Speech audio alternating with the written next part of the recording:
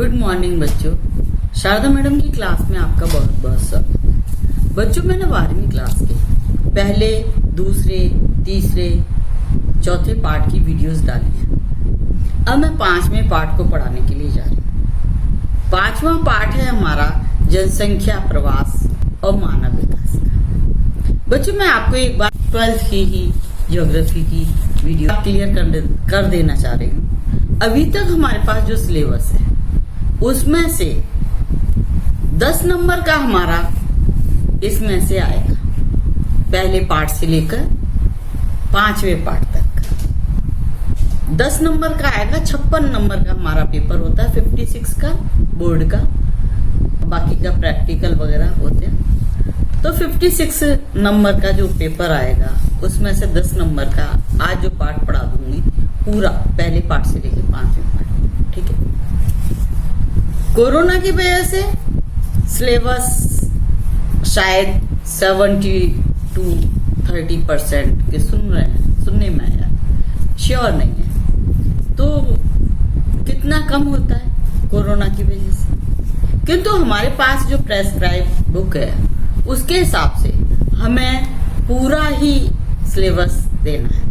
मैं प्रयासरत हूँ कि सारे चैप्टर्स की वीडियोस में डालूं और जो आपके सिलेबस में हो तो वो आप अच्छे से तैयार करें, बोर्ड की तैयारी अच्छे से करें। बच्चों, पहले नंबर आप मेरे चैनल को सब्सक्राइब करना है। फर्स्ट नंबर, चैनल को सब्सक्राइब करोगे तो मेरी जितनी भी वीडियोस होंगी, जिस भी चैप्टर से संबंधित होंगी, वो सारी वीडियोस आपके पास आ जाएंगी। फर्स्ट नंबर चैनल को सब्सक्राइब करें। आपके जितने ही मित्र वगैरह हैं, जो भी हैं, उनको भी बताएं, क्योंकि क्लियर करूंगी। उसके बाद भारत का भूगोल दूसरा टॉपिक है, खंड ब है, वो बाद में मैं शुरू करूंगी। पहले नंबर में मानव भूगोल का शुरू करूंगी। ठीक है। अब हम लौट के आते हैं अपने टॉपिक पर। हमारा टॉपिक क्या है? 5वां पार्ट, मानव भूगोल का 5वां पार्ट है जनसंख्या, प्रवास एवं मानव विकास। जनसंख्या प्रवास के बारे में जब पूछा जाता है तो बच्चे कंफ्यूज्ड हो जाते हैं। प्रवास क्या है? प्रवास का मतलब है स्थानांतरण, एक स्थान से दूसरे स्थान पर जाकर के बस जाना। ये क्या है? हमारा प्रवास कहलाता है। ठीक है। तो इसमें जो मैं पढ़ाने के लिए जा रही हूँ वो है जनसंख्या प्रवास। अब जनसंख्या प्रवास क्या है? कोई भी मनुष्य या मनुष्य का समूह या कोई भी समुदाय या उसका समुदाय या बहुत सारे समुदाय किसी एक जगह पर जाकर के अपना जो मूल स्थान है, जहां पर वो निवासित हैं, उस जगह को छोड़ करके, अपने मकान वगैरह उस सब को छोड़ करके दूसरी जगह पर जाते हैं। चाहे वो अंतरराष्ट्रीय हो और चाहे वो राष्ट्रीय हो, चाहे वो राज्य के हिसाब से हो, तो ये प्रवास करते रहते हैं। तो इसमें क्या है कि मेन बात है क्या कि शुरू से ही जब से मनुष्य का जन्म हुआ है वो गतिशील है, गति करता रहता है। वो एक स्थान पर निश्चिंत होकर के नहीं बैठता है। आज यहाँ पर है, कल वहां पर है, कुछ ना कुछ वो करता रहता है। आगे जिज्ञासु प्राणी है, एक तो मनुष्य जिज्ञासी प्राणी है, गतिशील रहता है, सामाजिक प्राणी है, समूह में रहता है। इसको जीवन यापन करने के लिए इन सब चीज की आवश्यकता होती है, जो मैं बता रही हूँ। जिज्ञासा इसकी असंख्य बातें इसके दिमाग में हो रही है, उनको जानकारी लेने के लिए प्रवास करता है एक स्थान से दूसरे स्थान पर। बच्चे, इसमें मैंने खास मेन पॉइंट्स डाले हैं, मैंने अपने बोर्ड पर लिखे, व्हाइट बोर्ड पर। उसमें आप उनको नोटेट कर लेना, उनमें से क्वेश्चंस जरूर आएंगे। पक्का ये क्वेश्चन आपका होगा, क्योंकि आज के इस चैप्टर के साथ में पहले से लेकर 5वें पार्ट तक के 10 नंबर का है। अब 10 नंबर में से वो कौन से टॉपिक को लेगा, कौन से टॉपिक को उसको रखना है, क्योंकि इन इकाइयों को वो कैंसिल नहीं कर सकता, सिलेबस में से हटा नहीं सकता, कोई ना कोई तो लेगा। चाहे वो पहले पार्ट को ले ले, या पहले को छोड़ दे दूसरे को ले ले, या पहले और तीसरे को ले ले, या तीसरे और पांचवें को ले ले, क्या पता कौन सा पाठ है। इसलिए बच्चों पहले चैनल को सब्सक्राइब कर लेना, ठीक है। अब हम चल रहे हैं आगे पढ़ने के लिए। मैंने अभी बताया था कि जनसंख्या, प्रवास और मानव विकास ये पढ़ाने के लिए जा रहे हैं इस वीडियो में। तो प्रवास की परिभाषा मैंने बता दिया। प्रवास क्या था? स्थानांतरण, एक स्थान से दूसरे स्थान पर। ये बोग नामक एक भूगोलवेत्ता है, इनके बारे में पूछा जा सकता है कि बोग कौन है जिन्होंने जनसंख्या प्रवास की परिभाषा दी। वो बोग है। क्या परिभाषा दी बोग के द्वारा? इन्होंने कहा, प्रवास की परिभाषा लिखी है इन्होंने, एक मानव समुदाय द्वारा अपने स्थान को त्याग कर किसी दूसरे स्थान पर जाकर बसना ही प्रवास कहलाता है। यानी चाहे वो स्थायी रूप से बसे, चाहे वो कुछ दिनों के लिए बसे, लेकिन वो प्रवास ही कहलाएगा, ठीक है। तो एक मानव समुदाय द्वारा अपने स्थान को त्याग कर किसी दूसरे स्थान पर जाकर बसना ही क्या? प्रवास कहलाता है। अब दूसरी परिभाषा आती है। पहली परिभाषा बोग द्वारा बता दी, प्रवास का अर्थ बता दिया। क्यों प्रवासी होते हैं मनुष्य? क्योंकि वो सामाजिक प्राणी है, जो मैंने अभी बताया था। दूसरी परिभाषा संयुक्त राष्ट्र संघ ने बताई है। संयुक्त राष्ट्र संघ की परिभाषा इंटरनेशनल है और ये ज्यादा ढंग से तैयार करना। प्रवसन, संयुक्त राष्ट्र के अनुसार प्रवसन एक प्रकार की भौगोलिक या स्थानिक प्रवासता है। प्रवसन क्या है? एक प्रकार की भौगोलिक या स्थानिक प्रवासता है ना। भौगोलिक का मतलब आप समझ रहे हो कि भौगोलिक का मतलब है कि मैदान से पहाड़ों से मैदानों पर, या इस समुद्र तटीय क्षेत्रों में जैसे जिस समय बाढ़ वगैरह आ जाती है दूसरी जगह जाकर के बस गए। इस तरीके की जो बहुत सारी बातें हैं जिनके द्वारा भौगोलिक क्षेत्र के हिसाब से, भौगोलिक क्षेत्र पहाड़ है, पठार है, समुद्री तट है, मैदान है ना, नदियों के क्षेत्र है, तो उनके हिसाब से तो प्रवसन एक प्रकार की भौगोलिक या स्थानीय प्रवासता है जो एक भौगोलिक इकाई तथा दूसरी भौगोलिक इकाई, यानी स्थान से मतलब है भौगोलिक इकाई का मतलब स्थान, यानी एक स्थान से दूसरे स्थान, यानी एक भौगोलिक इकाई से दूसरी भौगोलिक इकाई के मध्य में देखने को मिलती है। क्या? प्रवासता, प्रवसन ये भौगोलिक इकाई है, यानी एक स्थानीय या स्थानीय प्रवासता है जो एक भौगोलिक इकाई से दूसरी भौगोलिक इकाई के मध्य में देखने को मिलती है, जिसमें रहने का मूल स्थान तथा पहुंचने का मूल स्थान दोनों ही भिन्न होते हैं। इस प्रकार का प्रवसन अधिकतर स्थायी होता है क्योंकि मानव का निवास स्थान स्थायी रूप से परिवर्तित हो जाता है। संयुक्त राष्ट्र संघ ने ये कहा है। वापस हम रिपीट करते हैं, ये इसमें एक भी शब्द इधर उधर नहीं कर सकते, इसलिए कोई भी परिभाषा किसी के भी नाम की होती है उसमें कभी भी हम एक भी शब्द इधर उधर नहीं कर सकते। एज इट इज ही याद करनी होती है, लिखनी होती है। तो प्रवसन एक प्रकार की भौगोलिक या स्थानिक प्रवासता है जो एक भौगोलिक इकाई तथा दूसरी भौगोलिक इकाई के मध्य में देखने को मिलती है, जिसमें रहने का मूल स्थान तथा पहुंचने का मूल स्थान दोनों ही भिन्न होते हैं। इस प्रकार का प्रवसन अधिकतर स्थायी होता है क्योंकि मानव का निवास स्थान स्थायी रूप से परिवर्तित हो जाता है। आप समझ गए? इसकी परिभाषा आप ढंग से तैयार करना। अब तीसरा पॉइंट इसमें बनता है क्या? प्रवास या स्थानांतरण। एक ही बात है, कंफ्यूज नहीं होना कि यहाँ हमने तो प्रवास की परिभाषा याद की है, अब स्थानांतरण की परिभाषा पूछ रहा है, एक ही चीज है, ठीक है। तो प्रवास स्थानांतरण के प्रकार दो है। कौन सा? एक उत्प्रवास और दूसरा आप्रवास। उत्प्रवास स्थानांतरण की वह प्रक्रिया है जिसके द्वारा मनुष्य अपने एक स्थायी निवास स्थान से दूसरे स्थान को जाता है। इसमें कंफ्यूज होते हैं बच्चे। अब मैंने यहाँ आगे जाकर के बहुत क्लियर किया है कि उत्प्रवास स्थानांतरण की वह प्रक्रिया है जिसके द्वारा मनुष्य अपने एक स्थायी निवास स्थान से दूसरे स्थान को जाता है।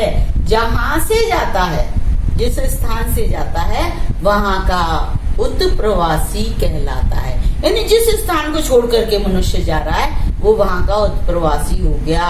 ठीक है, जैसे यूरोप से लोग उत्तरी अमेरिका, दक्षिणी अमेरिका, ऑस्ट्रेलिया में जाकर बस गए, वे यूरोपीय उत्प्रवासी कहलाए गए। ठीक है, उत्प्रवास का मतलब स्थानांतरण की वह क्रिया जिसके द्वारा मनुष्य अपने एक स्थायी निवास स्थान से दूसरे स्थान को जाता है। जहां से जाता है वहां का उत्प्रवासी कहलाता है। जैसे यूरोप से लोग उत्तरी अमेरिका, दक्षिणी अमेरिका, ऑस्ट्रेलिया में जाकर बस गए, वे यूरोपीय प्रवासी उत्प्रवासी कहलाए। यूरोपीय उत्प्रवासी कहलाए। अब दूसरा आता है इसका प्रकार में आप्रवास। आगमन की प्रक्रिया जिसके द्वारा मनुष्य बाहरी स्थानों से आकर किसी देश या प्रदेश में बस गए। बसने वाली या निवास करने वाली प्रक्रिया आप्रवास कहलाती है। आगमन की प्रक्रिया, जैसे यूरोपीय लोग उत्तरी अमेरिका और दक्षिण अमेरिका पहुंच गए तो वो उत्प्रवासी तो यूरोप के हुए, लेकिन आप्रवासी कहाँ के हुए? उत्तरी अमेरिका के। उत्तरी अमेरिका के आप्रवासी हो गए। बच्चों, जितने भी महाद्वीपों का जब खोज हुई, जितने भी महाद्वीपों की, वहां जनसंख्या निवास नहीं करती थी और वहां पर अलग अलग महाद्वीपों से जनसंख्या गई और वो बस गए वहां जाकर के, है ना। और वो महाद्वीप जन विहीन थे पहले, वो जनसंख्यामय हो गए। ठीक है, अब आता है मानव प्रवास के पक्ष। मुख्यतः प्रवसन का क्षेत्र, अवधि, संख्या, आयु, लिंग, धर्म के आधार पर मानव प्रवास के 5 पक्ष हैं। अब ये पूछा जा सकता है मानव प्रवास के पक्षों का आधार क्या है? ये छोटा सा क्वेश्चन बन जाता है कि मानव प्रवास के पक्ष जो बताए गए हैं 5, उनका आधार है क्या? अरे जो पक्ष है वही आधार है क्या? क्षेत्र, अवधि, संख्या, आयु, लिंग, धर्म के आधार पर मानव प्रवास के 5 पक्ष। ठीक है, पहला है देश पक्ष। इसमें देखा जाता है, यानी देश पक्ष में क्या होता है? देश पक्ष है क्या, है ना। तो मानव प्रवास का पक्ष है। तो इसमें क्या होता है? जनसंख्या किस प्रदेश से, क्षेत्र से किस स्थान को प्रवास करती है। जैसे अंतर महाद्वीपीय, जैसे यूरोपीय महाद्वीप से कहाँ चले गए? अमेरिका महाद्वीप में चले गए। एशिया महाद्वीप से अमेरिका महाद्वीप में चले गए, है ना। जैसे चीन, जापान, यहाँ जनसंख्या अधिक थी, है, तो ये कहाँ चले गए? अपने पड़ोसी देशों में चले गए या फिर अपने पड़ोसी महाद्वीप में चले गए। तो पड़ोसी महाद्वीप में गए तो अंतर महाद्वीपीय, और पड़ोसी देश में गए तो अंतरराष्ट्रीय। अब आया अंतरराज्य। बहुत सारे देश ऐसे हैं, उनके बहुत सारे राज्य हैं, बहुत सारे संगठन हैं। एक संगठन बना हुआ उनका, जैसे रूस है, इनके अलग अलग बहुत सारे प्रांत है रूस के, लेकिन वो रूस में ही आता है तो वो अंतरराज्य हो जाते हैं। और स्थानीय प्रवास आदि, यानी एक जिले को छोड़कर दूसरे जिले में चले जाना, तो ये देश पक्ष हो गया। अब आता है काल पक्ष। इसमें समय किसको देखा जाता है?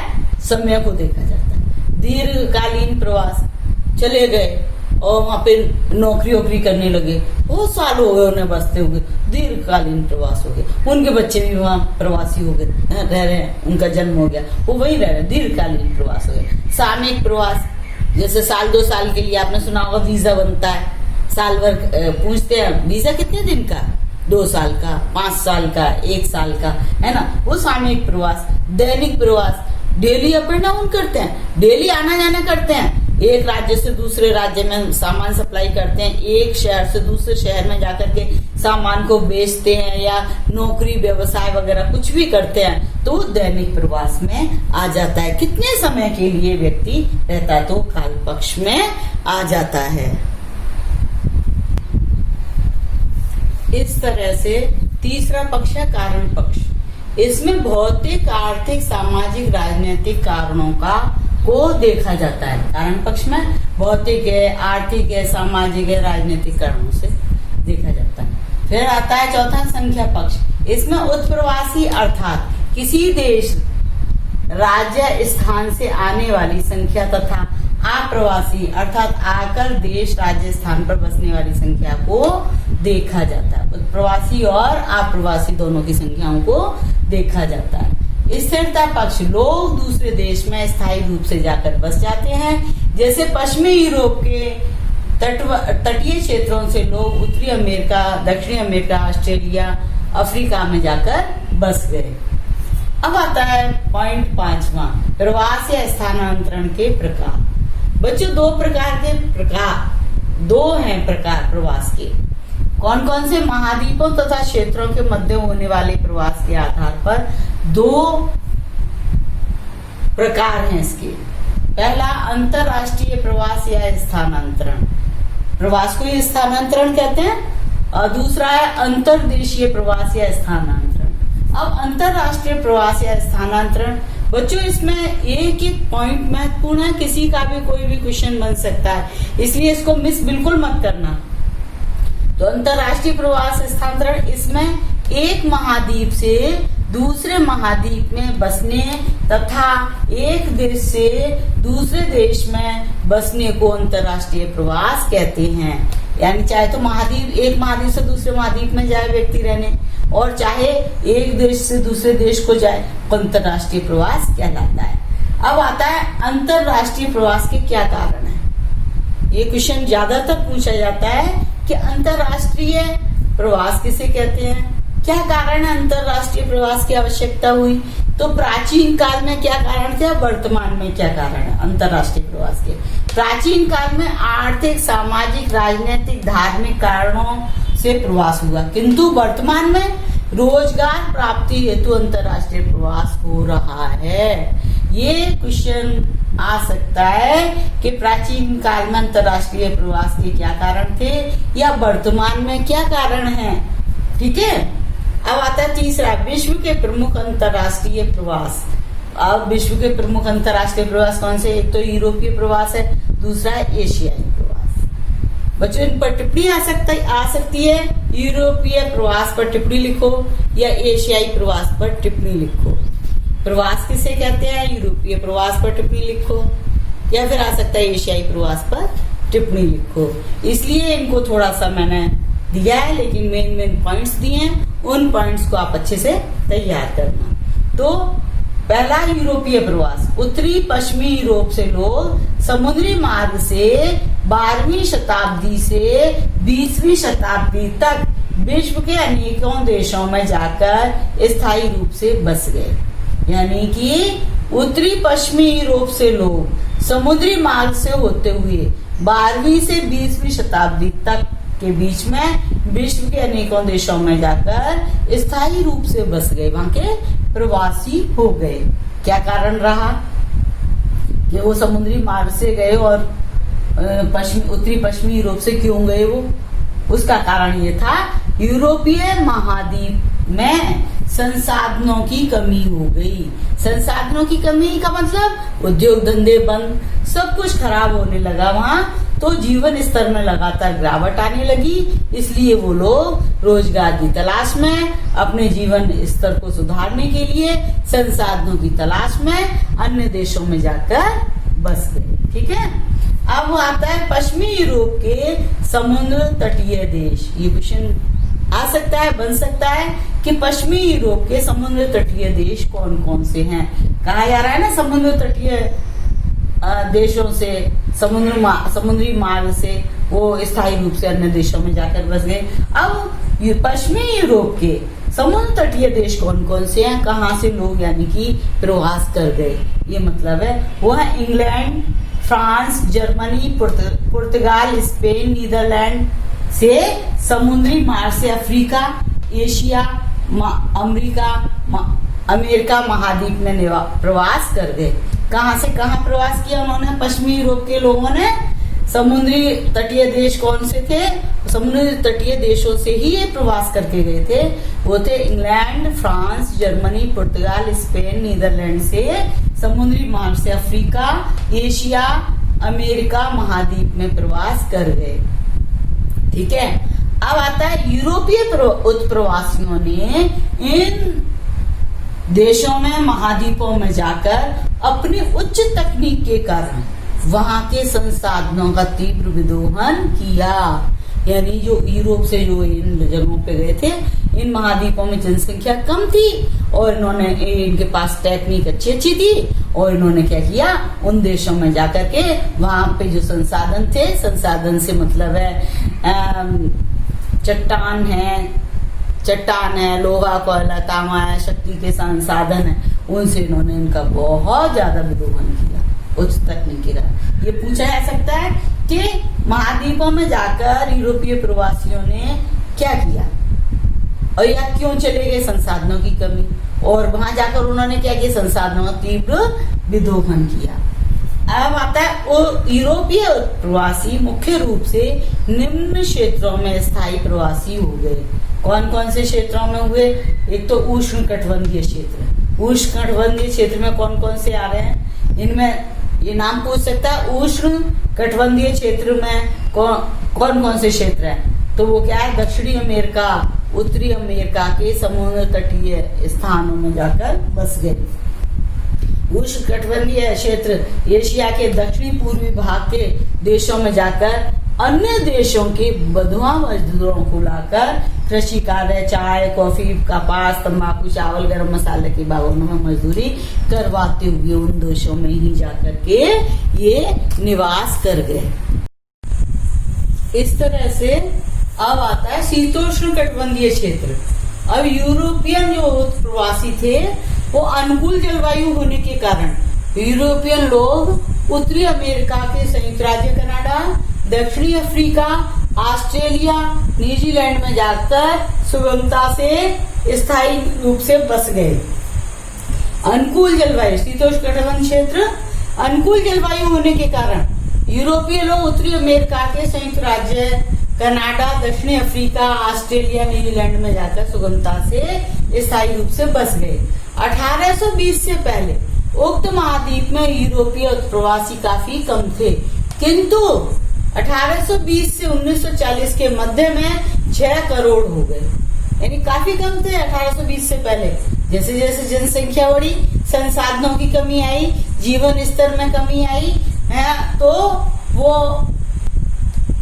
1820 से 1940 के बीच में 6 करोड़ बस गए, इधर उधर प्रवासी हो गए। और सबसे ज्यादा संयुक्त राज्य अमेरिका में यूरोपीय प्रवासियों की संख्या 5 करोड़ थी। अकेले संयुक्त राज्य अमेरिका पूरा लगभग उसी से बसा हुआ मानो 5 करोड़ थी। अब आता है एशिया महाद्वीप के प्रवासी। मानव प्रजातियों की उत्पत्ति मध्य एशिया में हुई और जलवायु परिवर्तन के कारण मानव प्रजातियां, भिन्न भिन्न प्रकार की प्रजातियां मनुष्य की, ये गोरे, काले और श्वेत वाले, और ये नीग्रो, नीग्रोइड, ये प्रजातियां मनुष्य की, ठीक है। तो उत्पत्ति मध्य एशिया में हुई। जलवायु परिवर्तन के कारण मध्य एशिया के लोग अन्य देशों में जाकर बस गए। जलवायु परिवर्तन होता रहा मध्य एशिया में, क्योंकि मध्य एशिया का वो क्षेत्र जो उत्तरी ध्रुव के टच में आया। भारत दक्षिणी पूर्वी एशिया का क्षेत्र है भारत, और वहां पर हिमालय पर्वत की वजह से इतना बर्फ का असर नहीं आता, लेकिन मध्य एशिया में जलवायु परिवर्तन होता रहा, ठंड अधिक पड़ी तो वो लोग अन्य देशों में जाकर बस गए। 18वीं शताब्दी के बाद जनसंख्या के बढ़ने के कारण 18वीं शताब्दी का जनसंख्या तेजी से बढ़ी विश्व की बढ़ने के कारण चीन, जापान, भारत से लोग पड़ोसी देशों में जाकर स्थायी प्रवासी हो गए। कहाँ के? एशिया के, चीन, जापान, भारत के लोग पड़ोसी देशों में जाकर बस गए। अब अलग अलग बताया जा रहा है कि चीन के लोग कहाँ बसे, जापान के लोग कहाँ बसे और भारत के लोग कहाँ जाकर के प्रवासी हुए। तो चीन के लोग Manchuria, Korea, Malaysia, Thailand, Indonesia, Vietnam, Philippines, Myanmar के विरल जनसंख्या वाले क्षेत्रों में प्रवासी हो गए। विरल जनसंख्या वाले, छितरी हुई जनसंख्या, दूर दूर तक खाली जो जगह पड़ी हुई थी वहां पर जाकर के लोग बस गए। कौन कौन सी जगह पर?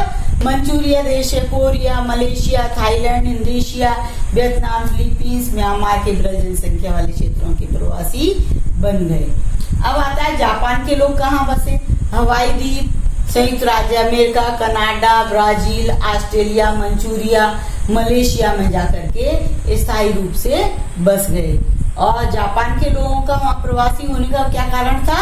कि स्थान की कमी थी। जापान में क्षेत्रफल स्थानीय बहुत कम है यहाँ, और जनसंख्या की अधिकता की वजह से ये अन्य जगह के प्रवासी बन गए। ठीक है, चीन में तो जनसंख्या, बढ़ती हुई जनसंख्या के कारण बने। ठीक, अब आता है भारत के लोग। भारत के लोग अन्य पड़ोसी देशों में क्यों प्रवासी बने? बौद्ध, नंबर 1, बौद्ध धर्म के प्रचार प्रसार हेतु। और कहाँ जाके बसे? म्यांमार, श्रीलंका, मलेशिया, इंडोनेशिया में जाकर बस गई बौद्ध धर्म के प्रसार हेतु। पहला पॉइंट है। दूसरा, अंग्रेजी शासन के समय अंग्रेजों द्वारा अफ्रीका, मॉरिशस, फिजी आदि में मजदूरी के लिए उनको ले जाया गया और वे वहां के निवासी प्रवासी हो गए। इस तरह से एक ही देश के विभिन्न राज्यों प्रदेशों के मध्य लोगों का स्थान एक स्थान से दूसरे स्थान पर स्थायी रूप से बसने को, प्रवासन को अंतर्देशीय प्रवास कहा जाता है। कैसे? एक ही देश के विभिन्न राज्यों प्रदेशों के मध्य लोगों का एक स्थान से दूसरे स्थान पर स्थायी रूप से बसने या प्रवासन के को अंतर्देशीय प्रवास कहा जाता है। अब आता है अंतरराज्य। अंतरराज्य एक ही देश के विभिन्न राज्यों में होने वाले प्रवास को अंतरराज्यीय प्रवास कहा जाता है। जैसे दिल्ली में बस गए लोग, पंजाब, हरियाणा, उत्तर प्रदेश से आकर लोगों का दिल्ली में बसना, या राजस्थान के लोगों का मद्रास में जाना, तमिलनाडु में जाकर बसना, बम्बई में जाकर बसना, ऐसे अंतरराज्यीय में आ गए। अब आए स्थानीय प्रवास। एक ही राज्य के लोग अलग अलग शहर में आकर बस जाने, जैसे अजमेर के लोग जयपुर बस जाएं या कोटा जाकर के बस जाएं, तो वो उसको क्या कहते हैं? स्थानीय प्रवास। अब आता है जनसंख्या प्रवास के परिणाम। अब जनसंख्या प्रवास के क्या परिणाम होते हैं? जिस स्थान से लोग जाते हैं वहां, और जहां जाकर बस जाते हैं उन स्थानों पर निम्न प्रभाव पड़ता है। क्या? जनसंख्या का संतुलन बिगड़ जाता है। जनसंख्या कहीं तो एकदम अधिक हो जाती है, कहीं एकदम कम होती है, और उसके कारण क्या होता है कि बेरोजगारी बढ़ जाती है। अधिक लोग जाके बस गए तो बेरोजगारी हो गई, कम हो गए तो भी बेरोजगारी है, क्योंकि काम करवाने वाले है नहीं, सेठ है नहीं, फैक्ट्री कैसे चले? सेठ बस गए बड़े बड़े शहरों में, है ना, तो बेरोजगारी, निर्धनता बढ़ जाती है दोनों ही जगह पे। जहां जाकर बस गए वहां भी, और जहां से आए वहां भी। निवास क्षेत्र की भी कमी हो जाती है, लेकिन जिस स्थान से जाते हैं लोग दूसरी जगह बसने के लिए, वहां निवास क्षेत्र खाली पड़े रहते हैं, उनका कोई यूज नहीं होता। गंदी बस्तियों बढ़ जाती हैं, अनेकों समस्याएं पैदा हो जाती हैं, स्वास्थ्य से संबंधित, शिक्षा से संबंधित, सफाई से संबंधित सारी समस्याएं पैदा हो जाती हैं। संसाधनों का अधिकतम तथा तीव्र गति से विदोहन शुरू हो जाता है। जो भी संसाधन होते हैं, जो भी उद्योग धंधे होते हैं, वो तीव्र गति से बढ़ने लग जाते हैं, और उनका यूज, संसाधनों का, शक्ति के साधनों का यूज बहुत अधिक होना शुरू हो जाता है।